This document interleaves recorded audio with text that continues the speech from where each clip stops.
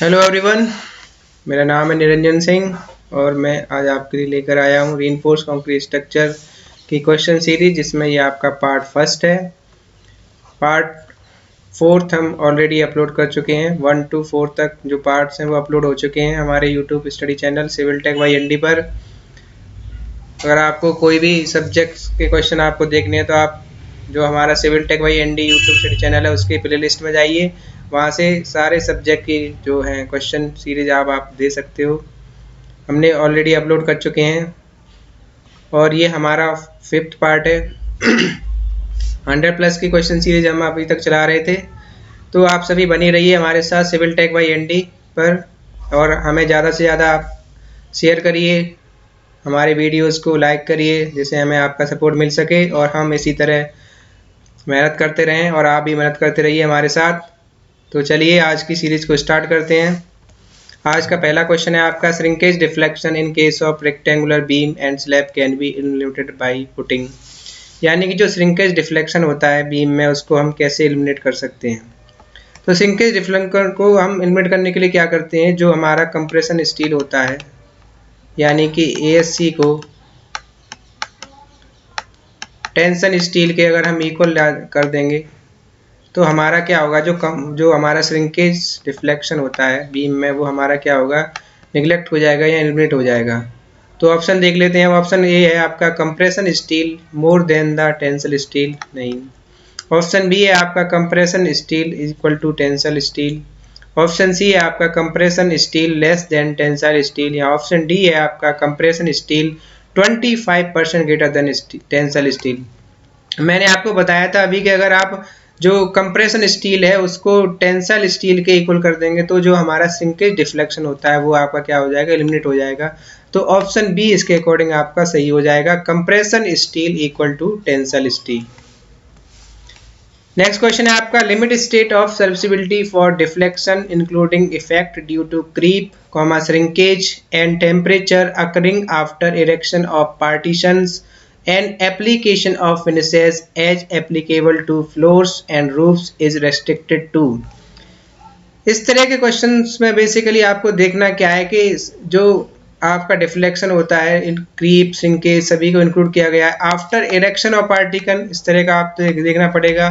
और एक होता है आपका from cast level, deflection from cast level, इस तरह से अगर आपको दे रखा होगा तो उस केस में जो डिफ्लेक्शन की वैल्यू होती है वो आपकी स्ट्रेन अपॉन 250 होती है। और अगर आपको क्वेश्चन में पार्टीशन दे रखा होगा, अकरिंग इरेक्शन ऑफ पार्टीशन आपको दे रखा है, उस केस में जो आपकी डिफ्लेक्शन की वैल्यू होती है वो आपकी स्पैन अपॉन 350 होती है। तो इस क्वेश्चन में जो आपको दे रखा है वो partition and application of finishes सभी को इंक्लूड किया गया है। तो उस केस में जो आपकी डिफ्लेक्शन की वैल्यू होगी वो आपकी स्पैन अपॉन 350 होगी। So option C is the correct answer for this question.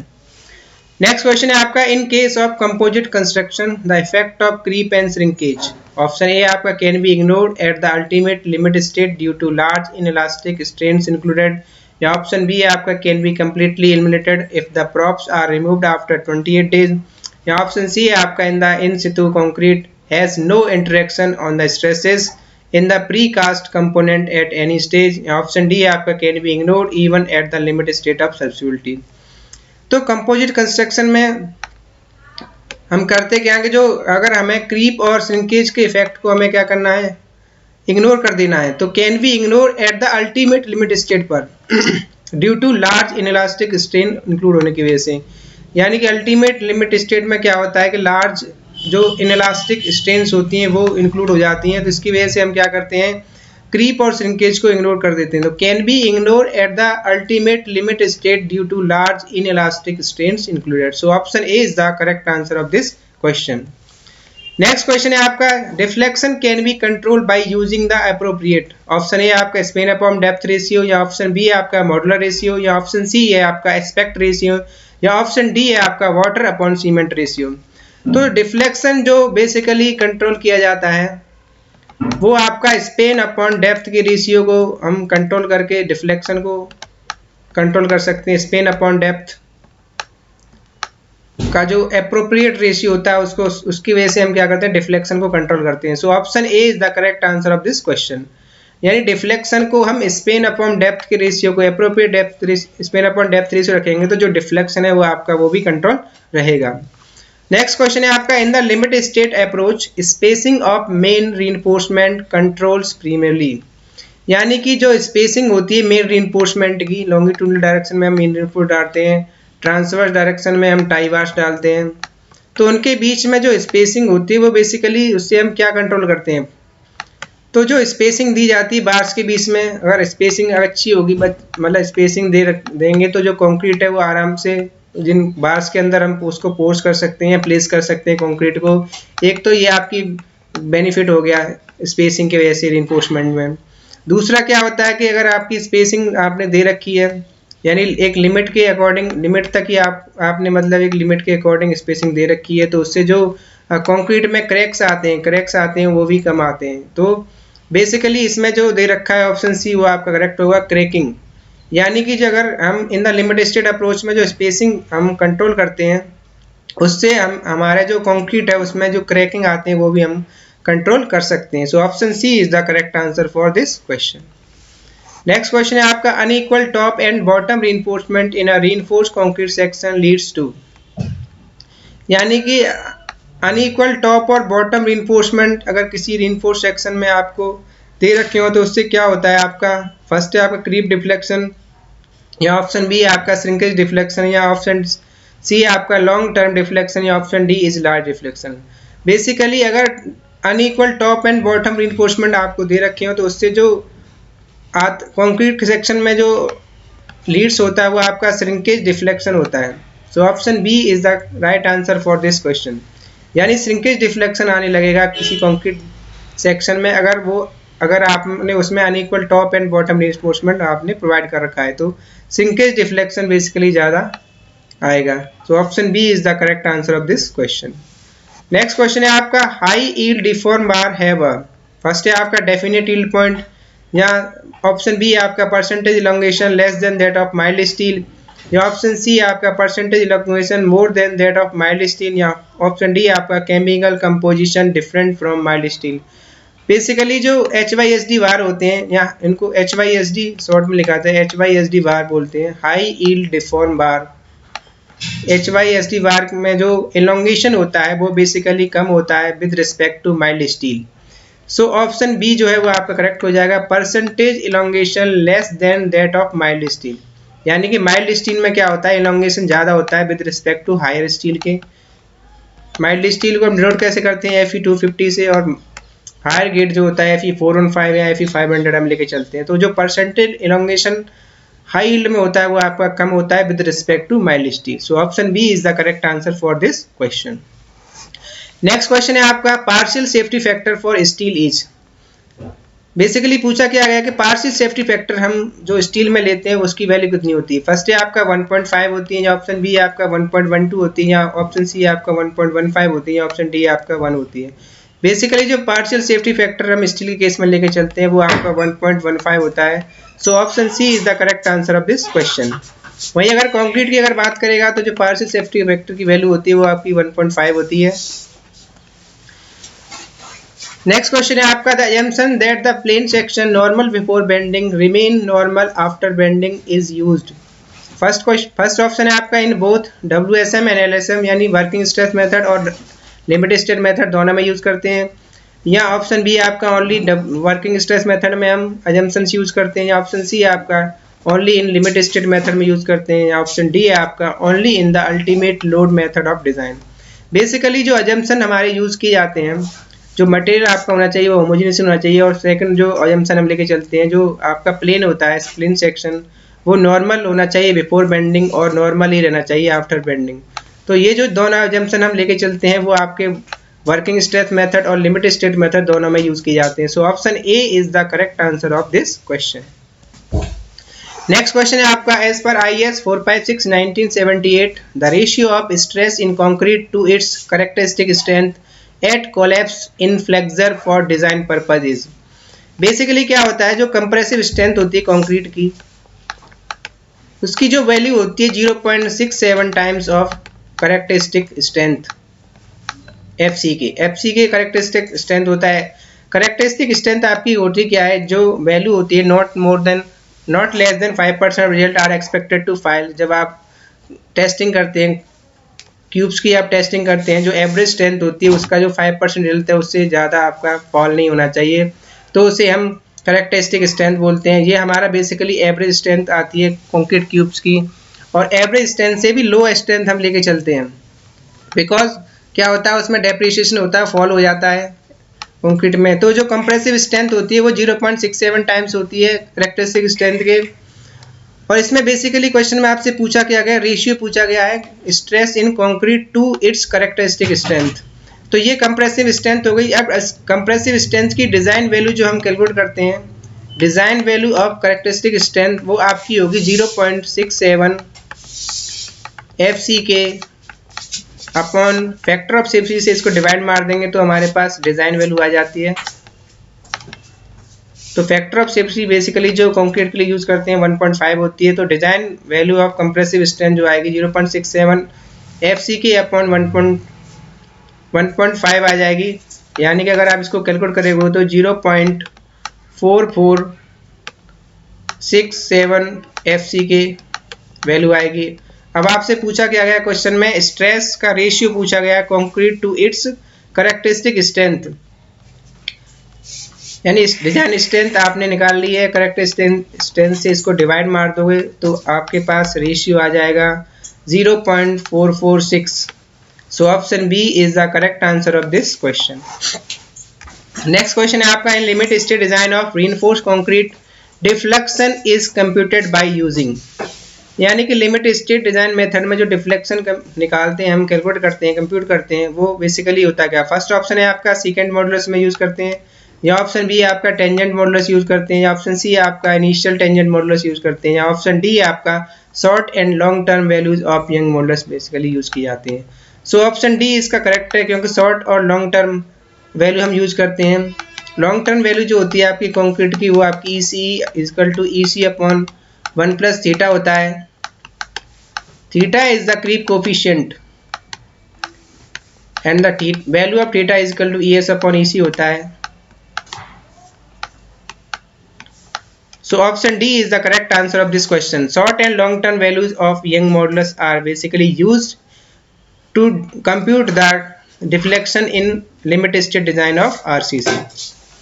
Next question है आपका, partial safety factor for concrete and steel is 1.5 and 1.15 respectively because option A आपका the control on the quality of concrete is not good as that of steel, या option B है आपका concrete is heterogeneous while steel is homogeneous, या option C आपका concrete is weak in tension, या option D is voids in concrete are 0.5% while those in steel are 0.15%।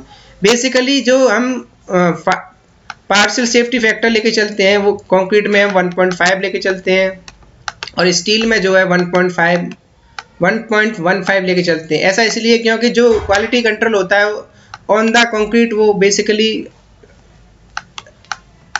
Not a high level, यानी कि जो हमारा जो कंट्रोल है during the mixing या during the preparing of concrete वो हमारा गुड नहीं, अच्छा नहीं रहता with respect to steel. Steel पे हमारा जो मैन्युफैक्चरिंग करते हैं उसमें जो क्वालिटी कंट्रोल जो हमारा रहता है वो आपका अच्छा रहता है with respect to concrete. So option A is the correct answer of this question, या the control on the quality of concrete is not good as that of steel. यानी कि जितना अच्छा कंट्रोल स्टील मैन्युफैक्चरिंग के duration में रहता है उतना अच्छा कंट्रोल जो है क्वालिटी ऑफ कंक्रीट मैन्युफैक्चरिंग के ड्यूरेशन में नहीं रहता। तो बेसिकली इसलिए हम कंक्रीट में जो पार्शियल सेफ्टी फैक्टर होता है वो ग्रेटर लेके चलते हैं with respect to steel. So option A is the correct answer of this question. Next question है आपका, the probability of failure implied in limit state method is of the order of. यानी limit state method में जो probability of failure लेके चलते हैं किसी भी स्ट्रक्चर का वो कितना होता है। बेसिकली जो लोड की वजह से फेलियर लेके चलते हैं हम, यानी कि लोड की जो वैल्यू जो है ग्रेटर हो जाती है डिज़ाइन लोड से, तो उस केस में जो फेलियर की वैल्यू लेके चलते हैं वो आपकी 5% होती है। और स्ट्रेंथ के केस में जो फेलियर की वैल्यू लेके चलते हैं वो भी आपकी 5% होती है। 5% कंसिडर करके चलते हैं। और बोथ लोड एंड स्ट्रेंथ की वजह से जो फेलियर लेके चलते हैं हम, वो लोड एंड स्ट्रेंथ, यानी कि जो स्ट्रेंथ हम लेके चल रहे थे वो आपकी डिजाइन स्ट्रेंथ से कम ज़्यादा है, उस केस में जो फेलियर लेके चलते हैं वो आपका 5% होता है। और दोनों के केस में जो हम फेलियर लेके चलते हैं वो भी आपका 5% होता है। तो यहाँ से अगर आप कैलकुलेट करोगे 5%, यहाँ पे आप फेलियर प्रोबेबिलिटी होगी यहाँ 0.05 इंटू बचा कितना आपका 0.95 प्लस 0.05 इंटू 0.95 प्लस 0.05 इंटू 0.95। तो जब आप इसको आप कैलकुलेट करोगे तो जो वैल्यू आएगी आपकी 0.0975, या इसको हम लिख सकते हैं 10⁻⁻², क्योंकि जो 0.975 है उसको हम 0.100 भी लिख सकते हैं। तो बेसिकली जो फेलियर आपका हुआ वो 10⁻² हो गया। तो ऑप्शन ए जो है इसके अकॉर्डिंग करेक्ट हो जाएगा 10⁻²। नेक्स्ट क्वेश्चन है आपका, the characteristic strength of concrete is, यानी कि जो करेक्टरिस्टिक स्ट्रेंथ होती है कंक्रीट की वो फर्स्ट ऑप्शन है आपका lower than the average cube strength, या ऑप्शन बी है आपका higher than the average cube strength, या ऑप्शन सी है आपका same as the average cube strength, या ऑप्शन डी है आपका higher than 90% of the average cube strength. Basically जब हम करेक्टरिस्टिक स्ट्रेंथ निकालते हैं तो जो करेक्टरिस्टिक स्ट्रेंथ होती है वो एवरेज होती है क्यूब स्ट्रेंथ। बेसिकली जो मिनिमम क्यूब लेते हैं वो उनकी जो वैल्यू होती है वो 3 होती है। 3 क्यूब आपको जरूरत पड़ेगी during the characteristic strength calculation में। तो जो इनकी अब एवरेज स्ट्रेंथ निकालोगे तो जो क्या होता है, जो रिजल्ट आता है वो आपका 95% से एवं आना चाहिए, या 5% जो फेलियर उससे ज़्यादा नहीं होना चाहिए। तो बेसिकली जो एवरेज स्ट्रेंथ होती है उससे लोअर ही स्ट्रेंथ आती है। तो ऑप्शन ए जो है आपका वो करेक्ट है, lower than the average cube strength. So option A is the right answer for this question.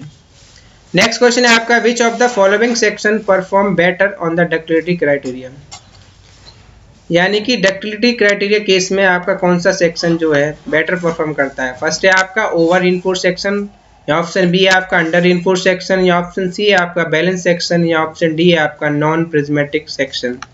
तो बेसिकली जो डक्टिलिटी क्राइटेरिया केस में जो बेटर आपका सेक्शन होता है वो अंडर रिइंफोर्स सेक्शन होता है। इसमें क्या होता है, जो स्टील की वैल्यू होती है वो आपकी लेसर होती है विद रिस्पेक्ट टू कंक्रीट, या स्टील आपकी पहले जो स्ट्रेंथ गेन कर लेगी विद रिस्पेक्ट टू कंक्रीट। तो और जो डेप्थ ऑफ न्यूट्रल एक्सिस होता है वो आपकी लेसर होती है depth of critical neutral axis से। तो जो स्टील होती है वो पहले आपकी स्ट्रेंथ गेन कर लेगी विद रिस्पेक्ट टू कंक्रीट के। तो ये डक्टिलिटी के लिए बेटर क्राइटेरिया परफॉर्म करेगा under reinforce section. So option B is the correct answer of this question. Next question है आपका, what should be the minimum grade of reinforce concrete in around sea coast construction. जब आप सी coast construction करते हैं या सी areas में कोई भी आप कंस्ट्रक्शन कर रहे हो तो उस केस में जो minimum grade of reinforcement concrete आप लेके चलते हो कितना होता है। तो बेसिकली सी एरियाज में जो कंक्रीट ग्रेड हम लेके चलते हैं मिनिमम वो आपका होता है M30। So option B is the correct answer of this question. अगर प्लेन यहाँ पर रिइंफोर्स कंक्रीट की बात करता है, अगर प्लेन कंक्रीट की अगर बात करता तो उस केस में जो ग्रेड ऑफ कंक्रीट हम लेके चलते हैं वो आपका होता है M20। So option B is the right answer of this question. And जो सीमेंट हम यूज करते हैं सी कंस्ट्रक्शन में वो आपका स्लैग और पोजोलैनिक सीमेंट हम बेसिकली यूज करते हैं during the sea coast construction areas.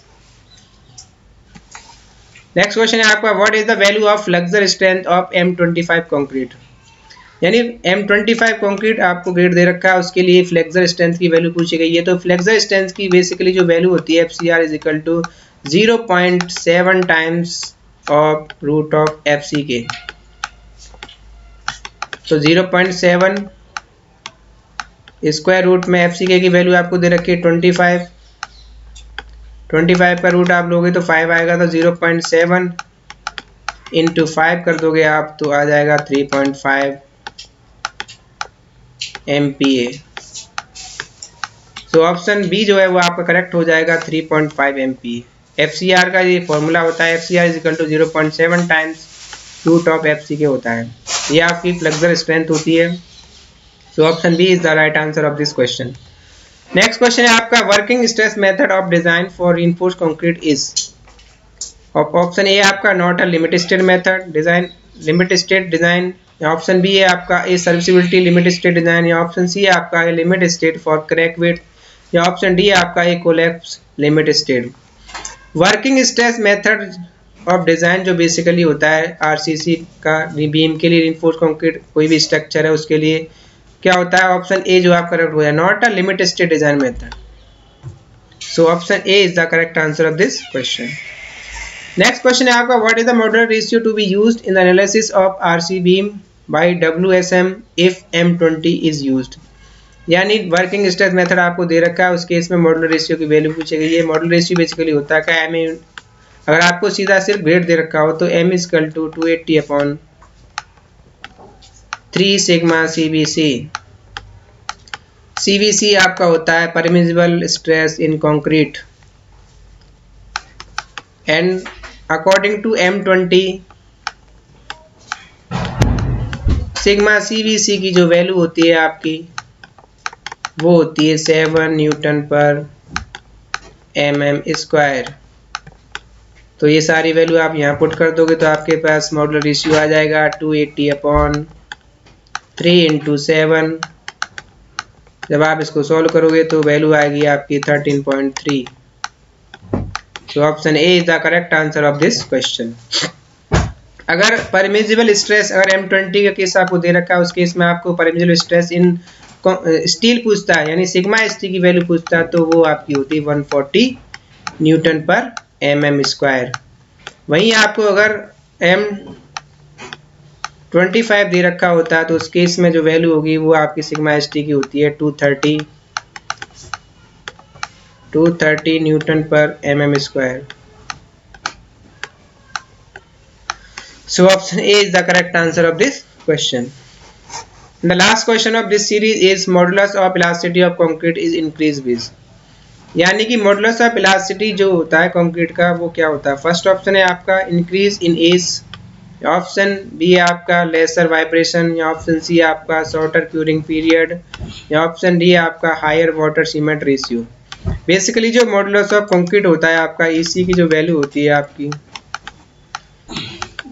E/1 + theta, और ये बेसिकली डिपेंड करता है कंप्रेसिव स्ट्रेंथ ऑफ कंक्रीट पर। तो compressive strength of concrete basically age के साथ आपकी बढ़ती है, तो ऑप्शन ए इसके अकॉर्डिंग करेक्ट हो जाएगा, इंक्रीज इन एज। यानी modulus of elasticity of concrete का इंक्रीज इन एज आपका इंक्रीज होगा, यानी जैसे जैसे कंक्रीट की एज बढ़ती जाएगी मॉडुलस ऑफ इलास्टिसिटी भी बढ़ती जाएगी, क्योंकि कंक्रीट की एज बढ़ने के साथ कंक्रीट की कंप्रेसिव स्ट्रेंथ होती है वो भी आपकी बढ़ती है। So option A is the correct answer of this question. Thank you everyone to give your support. Please subscribe Civil Tech by ND YouTube study channel. Best से बेस्ट सेशन के लिए आप इसे लाइक करिए, सब्सक्राइब करिए, and comment box में आप अपने सजेशंस दे सकते हैं।